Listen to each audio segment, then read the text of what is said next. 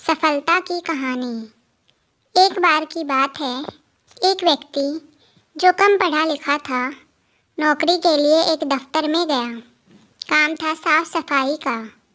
Interview के बाद उसे एक दो काम करने को कहा गया।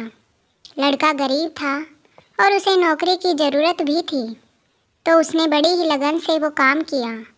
काम देखने के बाद मालिक ने कहा, शाबाश, मुझे तुम्हारा काम बहुत पसंद आया, मैं तुम्हें ये नौकरी देता हूँ। तुम अपनी ईमेल आईडी मुझे दो, मैं तुम्हें अपॉइंटमेंट लेटर भेज देता हूँ। लेकिन सर, मैंने तो ईमेल आईडी बनाई नहीं। क्यों? आजकल तो सब ईमेल आईडी बनाकर रखते हैं, इसके बिना तो काम ही नहीं चलता। सर, मैं बहुत ही गरीब परिवार से हूँ और कंप्यूटर चला सकने की मेरी औकात नहीं है। कृपया मुझे इस नौकरी पर रख लीजिए। देखो, मैं मानता हूँ कि तुम इस नौकरी के काबिल हो, लेकिन हम ज्वाइनिंग ईमेल से ही करवाते हैं, इसलिए तुम जा सकते हो। इतना सुन लड़का निराश होकर वहाँ से निकल गया। रास्ते में चलते चलते उसने देखा कि एक औरत सब्जी वाले से टमाटर के बारे में पूछ रही थी और उसके पास टमाटर नहीं थे। औरत बूढ़ी थी और बाजार जा नहीं सकती थी। तभी उसे एक ख्याल आया। उसने अपनी जेब में हाथ डाला तो उसने देखा कि उसके पास 10 रुपये बचे थे। वह तुरंत बाजार गया और 10 रुपये के टमाटर ले आया। उसने वो टमाटर उस बूढ़ी औरत को बेच दिए। कुछ मुनाफा हुआ देख वह दोबारा बाजार गया और कुछ और टमाटर लेकर आया। उन टमाटरों को लेकर वह घर घर गया और उन्हें बेचने की कोशिश की। 2-4 घर घूमने के बाद एक घर में किसी ने 15 रुपये में टमाटर खरीद लिए। जब उसने ये देखा कि एक बार टमाटर बेचने में उसे 15 का फ़ायदा हुआ है, तो वह दोबारा गया और फिर से उन टमाटरों को बेच दिया। उस दिन से उसने अगले दिन टमाटर खरीदने के लिए थोड़े पैसे बचा लिए और बाकी के पैसों से खाने का इंतज़ाम किया। उस दिन के बाद कुछ और दिनों तक वह इसी तरह टमाटर बेचता रहा। उसका काम काफ़ी बढ़ चुका था और आगे आगे यह बढ़ता ही जा रहा था। टमाटर लाने के लिए पहले वह किराए पर गाड़ी लाने लगा। पैसे इकट्ठे कर उसने अपनी गाड़ी ली। ज़्यादा पैसे हो जाने पर उसने एक और गाड़ी ली और उसके लिए ड्राइवर भी रख लिया। ये कोई किस्मत का खेल नहीं था, यह सब उस लड़के की सूझबूझ और हिम्मत का परिचय था। कुछ ही सालों में उसने टमाटर के व्यापार से बहुत बड़ा मुकाम हासिल कर लिया था। अब वह एक संपन्न व्यक्ति बन चुका था। थोड़े ही दिनों में उसकी शादी हो गई।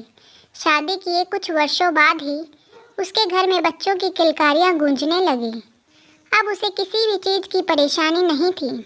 जब चीज़ों से वह बेफिक्र हुआ तो उसने सोचा कि अब उसे अपना बीमा करवा लेना चाहिए। इससे यदि उसे कुछ हो गया तो भविष्य में उसके परिवार वालों को आर्थिक तौर पर कोई परेशानी ना हो। बीमा करवाने के लिए उसने बीमा एजेंट को फ़ोन किया। अगले दिन बीमा एजेंट उस व्यक्ति के पास आया। फॉर्म भरते समय सब कुछ भरने के बाद एक कॉलम खाली रह गया। यह कॉलम था ईमेल आईडी का। उस एजेंट ने पूछा, सर, आपकी ईमेल आईडी क्या है? सॉरी, मेरी कोई ईमेल आईडी नहीं है। एजेंट को लगा कि वो मजाक कर रहा है। सर, क्या मजाक कर रहे हैं आप भी? नहीं, मैंने कोई मजाक नहीं किया, सचमुच मेरी कोई ईमेल आईडी नहीं है। सर, आपको पता है, अगर आपने ईमेल आईडी का उपयोग किया होता तो आपका व्यापार और कितना आगे बढ़ सकता था। आपको पता है आज आप क्या होते? उस व्यक्ति ने कहा, एक कंपनी में मामूली सफाई वाला होता। इस उत्तर से वो एजेंट सुन्न रह गया। उसे कुछ समझ नहीं आया।